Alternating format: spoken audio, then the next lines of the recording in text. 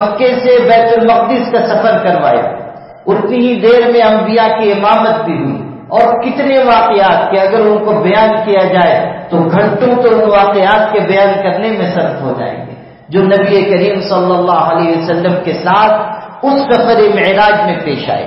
انبیاء علیہ والسلام سے ملاقات ہوئی، گفتگو ہوئی، اس گفتگو کا تذکرہ احادیث میں موجود ہے۔ نبی کریم صلی اللہ علیہ وسلم نے حلیہ بیان کیا کہ انبیاء علیہ والسلام سے ملاقات ہوئی، اس حلیے کے تھے۔ موسیٰ علیہ السلام سے ملاقات ہوئی، عیسیٰ علیہ السلام سے ملاقات ہوئی، ادریس علیہ السلام سے ملاقات ہوئی، یحییٰ علیہ السلام سے ملاقات ہوئی، حضرت آدم سے ملاقات ہوئی، حضرت ابراہیم سے ملاقات ہوئی۔ انبیاء نے استقبال کیا، مرحبا بالاخ الصالح۔ انبیاء کہتے تھے کہ نیک بھائی کا استقبال ہے، نیک بھائی کے لیے خوش آمدید ہے۔ حضرت آدم سے ملاقات ہوئی، ارشاد فرمایا مرحبا بالابن الصالح، کہ نیک اور سعید فرزند کے لیے مبارکباد ہے، استقبال ہے۔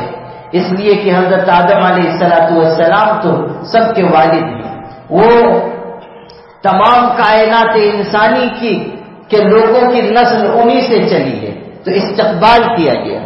اور آپ صلی اللہ علیہ وسلم کو بہت سارے مناظر دکھائے گئے۔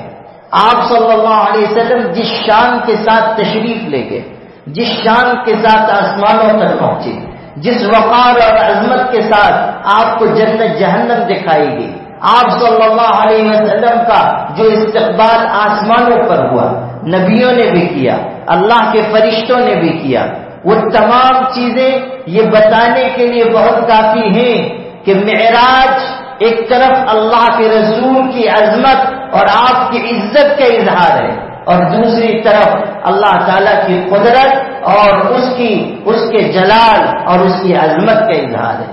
اللہ جب جو چاہتا ہے کر کے دکھاتا ہے۔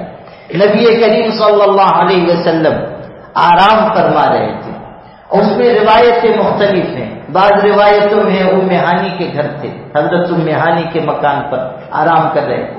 بعض کہتے ہیں حتیم کے پاس آپ آرام کر رہے تھے، روایت میں فرشتہ آیا، اس نے حضور صلی اللہ علیہ وسلم کی خدمت میں ادب سے عرض کیا آپ کو اللہ پاک نے بلایا ہے، معراج پر چلنا ہے۔